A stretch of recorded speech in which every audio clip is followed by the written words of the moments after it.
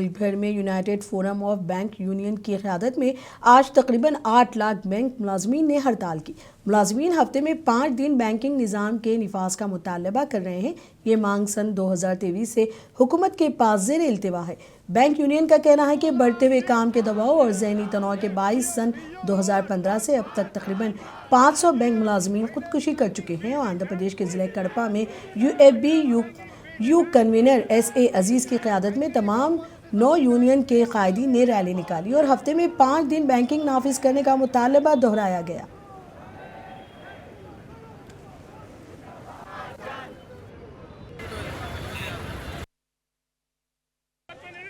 Give the 45 minutes time extra on daily basis for the sake of compromising Saturday as holidays.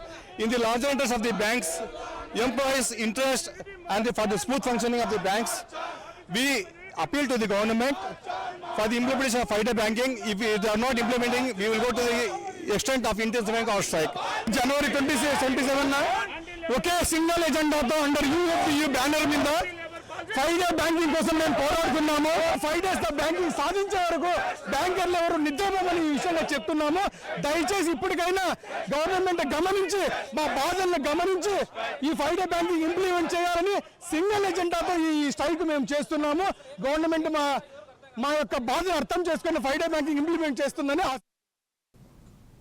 ज़िला प्रकाशम के शहर वंगूल में bank मुलाजमीन ने एहतजाजी rally निकाली। मुख्तलिफ बैंकों से वापस्ता मुलाजमीन ने बैनर्स और नारेबाजी के जरिए अपने मुतालबात को उजागर किया और हफ्ते में 5 दिन काम के मुतालबे को लेकर यह मुजाहरा मुनज़्ज़म किया। मुलाजमीन का कहना है कि बढ़ते हुए काम के दबाव और तवील औकात कार के बाइस सेहत और ख़ानदानी ज़िंदगी मुतासिर हो रही है।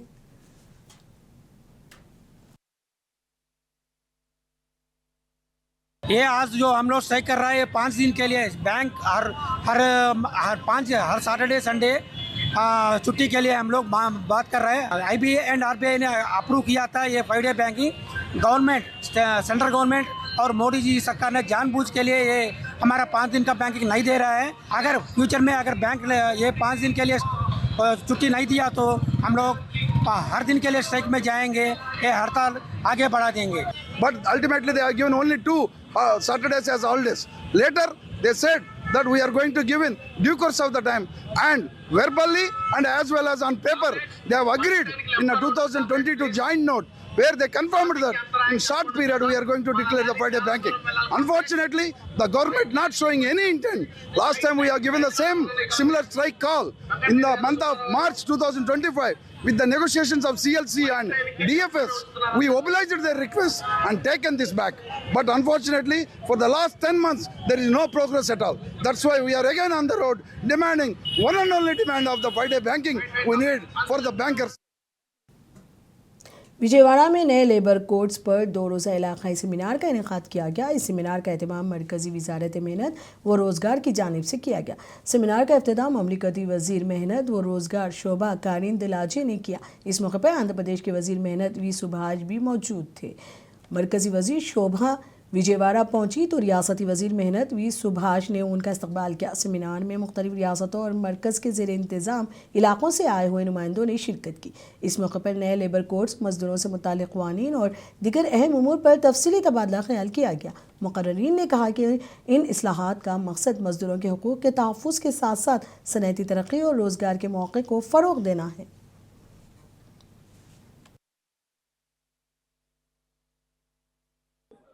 महिला को इक्वल वर्क में इक्वल रेम्यूनरेशन मिलना चाहिए। वर्क के बाद 1 हफ्ते के अंदर within 1 week they have to get their wages. ऐसा बहुत बदलाव हम ये कोड में लाए हैं।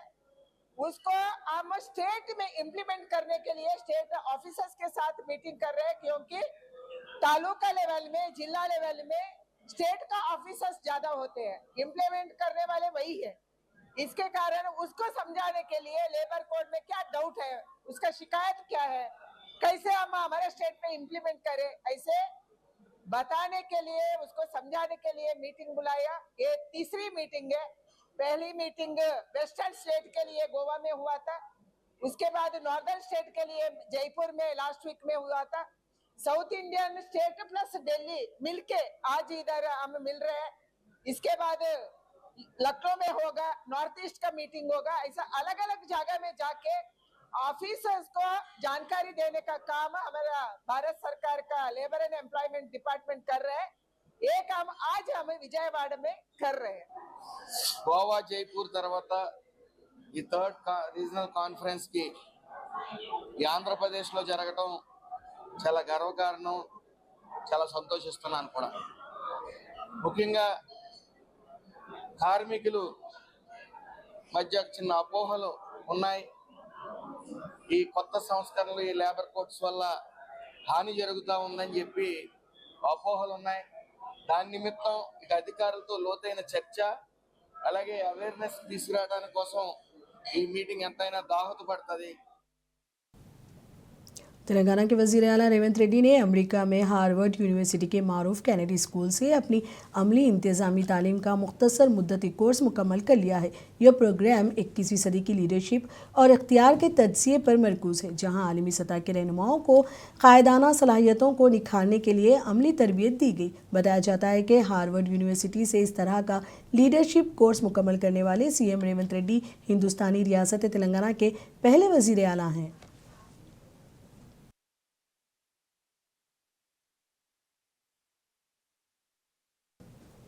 वज़ीर आज़म नरेंद्र मोदी ने इंडिया एनर्जी वीक इजलास से खिताब किया। उन्होंने कहा कि हिंदुस्तान और यूरोपीय यूनियन के दरमियान आज़ाद तिजारती मुआहदा काफ़ी अहम है। इससे मुल्क के मैन्युफैक्चरिंग शुबे को मजबूती मिलेगी, जबकि सर्विस सेक्टर को भी बड़ा सहारा हासिल होगा। वज़ीर आज़म ने कहा कि यह आज़ाद तिजारती मुआहदे मुल्क की मैशियत को आलमी सतह पर मज़ीद मसाबकाती बनाने में अहम किरदार अदा करेंगे।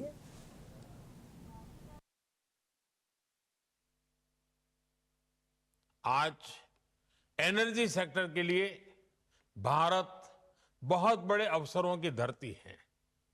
भारत दुनिया की फास्टेस्ट ग्रोइंग मेजर इकोनॉमी है, यानी हमारे यहां एनर्जी प्रोडक्ट्स की डिमांड लगातार बढ़ रही है।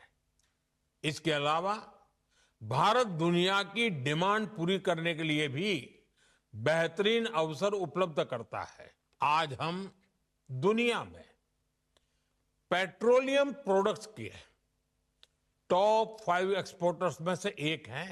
ईयू के साथ हुआ ये फ्री ट्रेड एग्रीमेंट ब्रिटेन और एप्टा समझौतों को भी कॉम्प्लीमेंट करेगा।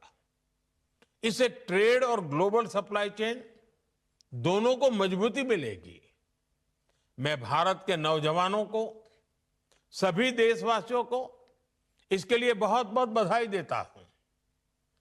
मैं textile, James and jewellery, leather and shoes ऐसे हर सेक्टर से जुड़े साथियों को भी बधाई देता हूं। ये समझौता आपके लिए बहुत सहायक सिद्ध होगा। साथियों, इस ट्रेड डील से भारत में मैन्युफैक्चरिंग को तो बल मिलेगा ही, साथ ही सर्विसेज से जुड़े सेक्टर का भी और अधिक विस्तार होगा। ये फ्री ट्रेड एग्रीमेंट दुनिया के हर बिजनेस, हर इन्वेस्टर के लिए भारत पर कॉन्फिडेंस को हिंदुस्तान में तैयारा साजी के फ़रोग़ की सिमत एक अहम पेशरफ्त सामने आई है। अडानी डिफेंस एंड एरोस्पेस और ब्राज़ील की मारूफ तैयारा साज कंपनी एम्ब्रेयर के दरमियान शराकतदारी का ऐलान किया गया है। दिल्ली में यह मुआहदा तय पाया। इस मौके पर मरकज़ी वज़ीर शहरी हवाबाजी राम मोहन नायडू ने कहा कि बढ़ती हुई ज़रूरियात के पेश नज़र मुल्क में तैयारों की तैयारी निहायत अहम है। ख़ासतौर पर छोटे और डोमेस्टिक एयरक्राफ्ट की मांग में मुसलसल इजाफा हो रहा है। अडानी एयरपोर्ट्स होल्डिंग के डायरेक्टर जीत अडानी और एम्बेरियर के CEO अर्जान मेयर ने शराकतदारी को इलाकाई कनेक्टिविटी के लिए अहम करार दिया। अडानी डिफेंस एंड एरोस्पेस के CEO आशीष राजवंशी ने बताया कि टायर 2 और टायर 3 शहरों को हवाबाजी के नेटवर्क से जोड़ने पर खुसूसी तवज्जो दी जाएगी, जिससे रोजगार और मैशियत को बड़ा फायदा होगा।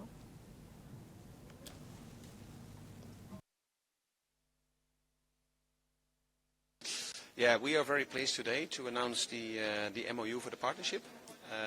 We have a joint vision to build aircraft in India for the Indian market. Now, there's a lot of things that need to come together, so we have a lot of homework to do. But we are talking about cooperation across the aviation ecosystem. Of course, Adani is very strong on pilot training, on MRO, on airports. Of course, Embraer is very strong in building aircraft, so we really want to bring those capabilities together and build a very strong aerospace ecosystem here in India over the next couple of years. We had a lot of additional questions today, but we're going to have and need some time together to work on the details. But we are very excited to announce the MOU today to work together in India. Think alike, we share similar values, and we have a shared vision for what this industry could be over here, and we're looking forward to grow this partnership for. Absolutely, and Embraer has seen great potential in India, and we believe this is a pivotal moment. It's a first step. It's the announcement of an MOU, but I think it's with a great partner like Adani. We have a lot of homework to do, but we see a vision of working together very closely here in India. Okay, and as the Secretary Sir also said that while the aviation sector is growing bigger, It's going to be together. Chennai airport पर मंगल के रोज़ मामूली नौयत की आग लगी। किसी किस्म के जानी या माली नुकसान की इत्तला नहीं है। हुक्काम के मुताबिक इब्तदाई जांच में मालूम हुआ है कि इंटरनेशनल डिपार्चर टर्मिनल के स्टाफ कैंटीन में शोलों के बाइस धुआं उठा, जिस पर फौरी तौर पर काबू पा लिया गया। एयरपोर्ट हुक्काम ने बताया कि आग टर्मिनल 2 के डिपार्चर एरिया में एयरलाइन दफातर के करीब इस मुकाम पर लगी जहाँ कुछ दस्तावेजात रखे हुए थे। वाक़े के बाइस फ़िज़ाई आमद और रफ्त मुतासिर नहीं हुई और तमाम परवाज़ें मामूल के मुताबिक चलती रहीं।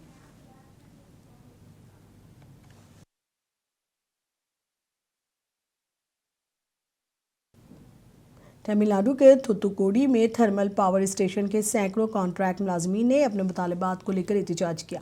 एहतजाजी मुलाजमीन ने मुकामी DM के हुकूमत से मुतालबा किया कि बिजली घरों में कॉन्ट्रैक्ट मुलाजमीन को मुस्तकिल करने से मुतालिक इंतखाबी वादे पूरा किया जाए। मुलाजमीन का कहना है कि वो कई बरसों से कॉन्ट्रैक्ट की बुनियाद पर खिदमात अंजाम दे रहे हैं, मगर अब तक उन्हें मुस्तकिल मुलाजिम का दर्जा नहीं दिया गया।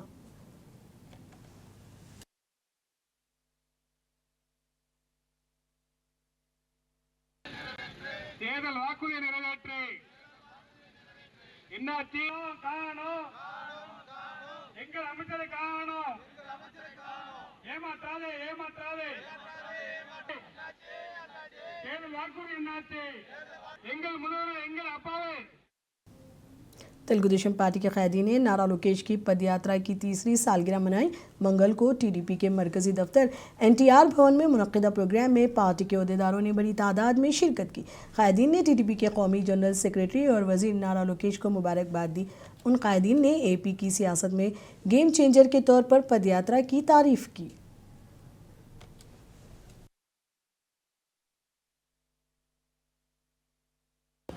Today the rural constituency has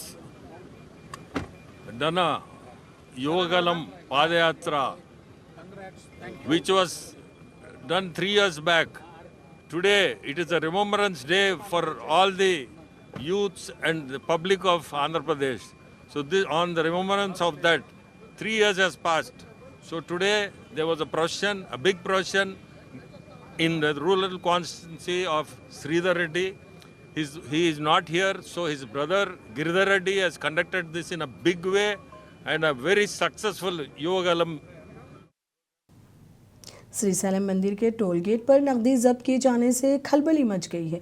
गाड़ियों की जांच पड़ताल के दौरान करेंसी के बंडल मिलने पर सिक्योरिटी अहदेदारान हैरान रह गए। कुछ लोग महाराष्ट्र में रजिस्टर्ड गाड़ी में तकरीबन 30 लाख रुपए करेंसी के साथ श्री सैलम पहुंचे। ताहम उन्होंने कहा कि वो सोने के कारोबार से मुंसलिक है और श्री सैलम के दर्शन के लिए आए थे। सिक्योरिटी अहदेदारों ने गाड़ी और नकदी पुलिस के हवाले कर दी। श्री सैलम पुलिस ने उनसे दुरुस्त तफसीलात फराहम करने को कहा।